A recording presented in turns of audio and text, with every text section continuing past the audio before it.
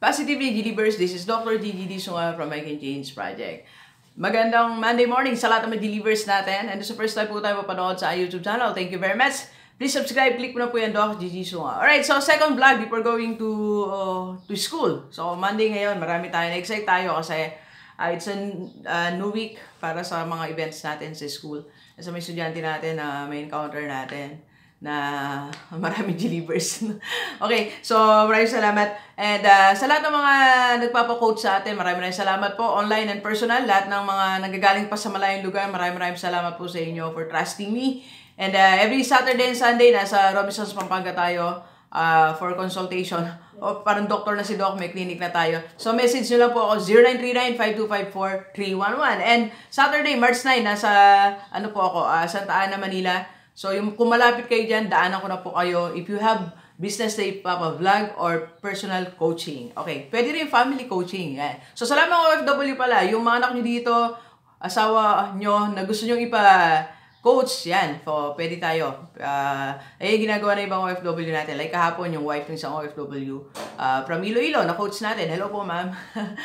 Okay, alright, so, 3 things na hindi ka dapat nagpapakulong o palayain mo yung sarili mo sa tatlong bagay na to. Minsan, kasi narinig ko rin to sa message kahapon ni Pastor. Hi, Pastor Cesar. Ang dami, sabi ko sa kanya, ang dami ko nasulat pa sa mensahe mo. And gusto ko na tong i-share yung application na sa buhay natin. Sabi niya kasi, yung mga, sometimes, meron tayong obligations to magbigay sa church, diba? Doon sa mga naniniwala sa tithing, nagtatites tayo o sa offering, diba? At yung pag hindi tayo nagbigay, akala sa Malakias kasi parang we are robbing God, di ba? So pagka di ba yung mga robbers o yung mga magnanakaw napupunta yan sa kulungan, di ba? So syempre literally hindi naman tayo makukulong. But sometimes kinukulong natin ang sarili natin sa number 1 sa kahirapan, okay? Alright, so unang dapat na hindi mo ikulong ang sarili mo o palayain mo dapat ang sarili mo sa kulungan ng kahirapan. Okay? So hindi ka dapat nananatili diyan sa kahirapan. Hindi pwedeng naipanganak ka mahirap, gawin mahirap ka pa rin. Di ba sabi ni Bill Gates, if you are born poor, it's not your fault. But if you will die poor, that's your fault. Okay? So kung okay lang, marami sa atin pinanganak mang mahirap, pero wag ka naman ding mamatay na mahirap din. Palayain mo naman ang sarili mo sa kahirapan. Huwag naman yung mga ninuno mo mahirap na, mga magulang mo mahirap na, mga kapatid mo mahirap na, ikaw mahirap. Kasi pag mga anak mo rin, mamanayin nila kahirapan. Huwag naman pong ganon. So, Doc G, ano pa yung gagawin ko? Ang gawin mo, umahon ka dyan. Di ba? Ihawi sarili mo, tumayo ka, ibangon mo yung sarili mo. Di ba? Huwag mo ngayaang makulong ka sa kahirapan. Okay?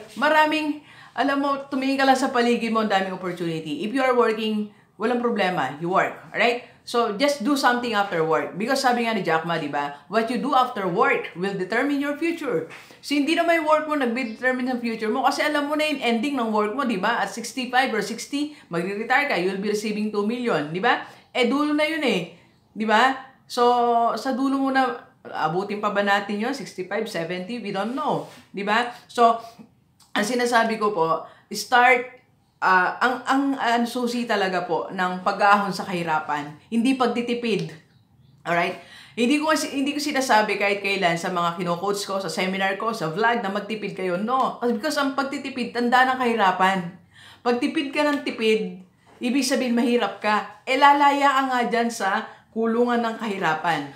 O anong gagawin ko, Doc G? Kung di kayo magtitipid, di nga kami nagtitipid. Wala nga eh. Oo nga eh. Paano mo ba titipirin ang pera mo? Hindi talaga kakasya yan. Ang gawin mo, find another source of income. That's the key. Yan talaga ang susi. Matagal po ako nagtipid. Wala din naman nangyari sa pagtitipid namin. 10 years, 20 years, ilang taon ako nagtitipid. But it doesn't work. So, hindi mo kailangan magtipid. Ang kailangan mo po ay magdagdag ka ng sources of income. So, wag mo hayaan ang sarili mo malugmok dyan sa kulungan ng kahirapan. Kulungan ng kahirapan. Ito yung basic needs lang, wala ka. Yung every now and then na mailangan ka, nangungutang ka. Gusto mo ba yung ganung buhay? Diba? Gusto mo ba yung ganung buhay na pag tumingin ka sa pagkain, gusto mo kumain, hindi ka makakain, di ba? Wala kang pera, meron kang gustong puntahan, hindi mo mapuntahan. Diba? So, nagtitinginan na lang kayo sa bahay. Pwede kayong umahon dyan sa kahirapan na yan. Ang gawin mo lang, okay, you work, then you use your skill. Kung ano skill meron ka para magamit mo, okay, para magkaroon ng other source of income. If you need help, kung gusto mo magpa-coach, Doc G, sige tulungan mo ako, paano bang gagawin ko? I can help you. Tawagan mo ako, 0939-5254311 or sa aking FB account or FB page si Jisoo. Alright? So, we can talk. Pwede po tayo magkaroon ng one-on-one or personal or online coaching. Alright? Second, na hindi ka dapat, okay, o dapat mong iyaw ang sarili mo o wag mo ikulong ang sarili mo sa kulungan ng kalungkutan. Yan. Hindi pwede malungkot ka for life. Alright? Because ako naniniwala, wala naman requirements ang happiness eh. Ang happiness is lang requirement niya. Decision. Because happiness is a decision. Lahat ng nakikita mong masaya, they decided to be happy. Lahat ng nakikita mong malungkot sa paligid mo, they decided to be lonely. Because happiness is just a decision. Dok, di ba mayamalay masasaya? Hindi po. Di ba nakita yung mga bata, wala naman silang pera, takbo, masaya sila. Dito nga sa bandang Urani, may natataanan ako, pamilya sila, wala nga silang bahay, tawanan sila ng tawanan, di ba? Wala silang pera, wala silang bahay, wala silang kotse, pero nagkukwentuhan sila. One time, nag-speak po ako sa Bulacan, dahil wala pa yung kotse at that time. Yung lumang kotse, wala akong driver. So, napilitan ako sa van, SUV, yung marami kayong sakay talaga. Nakatabi ko talaga isang nanay, 2 anak. Alam mo, parang hindi sila naligo. Parang hindi sila naligo. Parang wala sila talagang pera. But nagkukwentuhan sila. At ang saya-saya nila. Diba? Because happiness is a decision. Kung wala kang pera, huwag mo na hintay magkapera ka bago ka sumaya. Now is the time to be happy. Alright? So, Doc G, ang hirap eh. Hindi mahirap yan. Decision mo lang. Pag-isip mo sa umaga, Lord, thank you very much for another opportunity, for another chance to make my life better. Okay? Thank you. And be happy. Pag happy ka kasi, di ba, ang dami mong nagiging positive ang lahat. Gumagana ang buhay mo, nai-spot mo yung opportunity na pwedeng magkaroon ka ng chance na magkaroon ng other source of income. Mabago ang finances mo, mabago ang buhay mo. Basta mahalaga, G-Livers, huwag mong ilugmok ang sarili mo sa kalungkutan. Yes, life is not easy, di ba? Life is hard. In the real sense of it. Mahirap i-maintain ang buhay na maayos. Okay? Pero, okay, posible mo namang maging mapaayos ang buhay mo by making wise decisions, small, little, or, mga decisions na ginagawa natin daily sa buhay natin. Para hindi ka malugmok sa kalungkutan, lahat ng decisions natin dapat dun sa kabutihan, dun sa tama. Okay? Para hindi ka malugmok dyan sa tinatawag nating kulungan ng kalungkutan. Okay? So, G-Livers, it's time to be happy. Okay?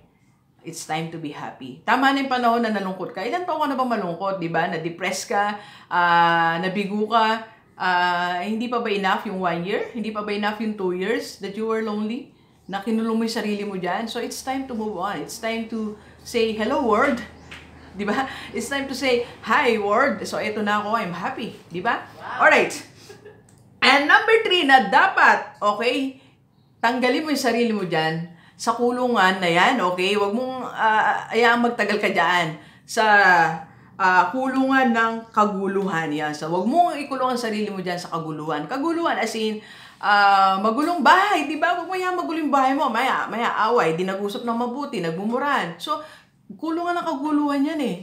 Pag ganyan kaguluhan bahay nyo, ay mga anak mo mabubuhay sa kaguluhan. At sa paglabas yan, mag-aamo na lang ng away. Di ba? So, even in your office, kung ikaw ay boss, di ba? Huwag mo hayaan naman na yung department mo mabuhay sa kaguluhan. Alright? So, nasa sayo yan eh, bilang department head. Huwag simulan ng mga chismis, mga negative. Pag narinig mo pa lang yan, wala na yan. Patawag ang mga tao, magkasundo sila. Di ba? So, ano pa yung mga pinagmumula ng kaguluhan? Yung mga unsettled things na dapat isettle. Diba? Una, sa family, ayusin. Kung may mga, kasi normal naman sa family minsan na may mga gap tayo. Kasi magkaiba tayo ng mga preferences. Diba? Ulam pa lang, di mo na alam kung ano gusto nila, gulay, diba? Gusto nila isda, gusto nila manok, diba? Yung pala, hindi natin mapagkasunduan, pero hindi siya dapat you make a decision. Palabas mo lang sa TV, diba? Hindi mo na alam kung cartoons ba, basketball, Probinsyano ba? May probinsyano pa po ba? Meron pa po ba? Hello, Ricardo. Okay, so ibig sabihin natin, what I'm trying to say, marami talaga mga conflict, kaya lang yung mag-prevail dapat yung kaayusan, di ba? It doesn't mean naman magiging pare-pareho kayo naisip. Kasi kung sa school or sa company mo, isa ng pag-isip mo, the other one will be irrelevant. Alright? What I'm trying to say, pag-usapang maayos, di ba? Di ba isang costume na lang, nagkakagulo pa nagkakatampuhan pa. Kulay anong ba? Orange ba? O yellow ba? O white ba? So marami mga pinagmumulan ng kaguluhan. So iyahon mo yung sarili mo dyan sa kaguluhan. Kung mga kaibigan mo magugulo, umalis ka na dyan. Di ba? Change your friends. Change your, yung circle of friends na nandiyan sa paligid mo, tanggalin natin. Okay? Hindi pwedeng nagkakagulo ang paligid mo. Alright? Okay, so, 3 bagay kung saan dapat mo ihawin yung sarili. So, kahirapan, kalungkutan, kaguluhan. Because you deserve to be happy. Okay? Ang plan ni Lord sa'yo, hindi dyan. Ang plan ni Lord sa'yo, abundance life. Okay? And there is a promised land na binigay sa'yo ang Panginoon.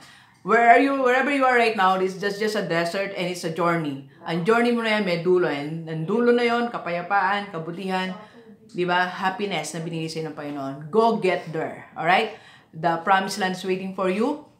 Happiness is waiting for you. Peaceful life is waiting for you. It's just a matter of you're just one decision away from it. Alright? So, kung hindi mo alam paano, I can help you. So, I can be your coach. Yan. So, mag-message ka lang ngayon sa akin. Doc G, tulungan mo ako. This is my life. It's a chaos and everything. Parang walang pag-asa. Lalagyan natin ng pag-asa yan. Okay? Alright. So, please share this video sa lahat ng mga kaibigan natin, OFW, kahit dito sa Pilipinas, para sama-sama tayong mabago at umunlad ang ating buhay. See you Santa Ana, Manila and Quezon City, March 9. Okay? And sa Robinsons, Pampanga, nagkiklinik na po tayo dyan. Saturday and Sunday. Basta mag-message lang po kayo para ma-arrange ko yung schedule nyo. Kasi nung Sunday, nagkasabay po sila eh. Alright, so thank you very much, Delivers. Enjoy the rest of the day. Yan. Let's go, let's go.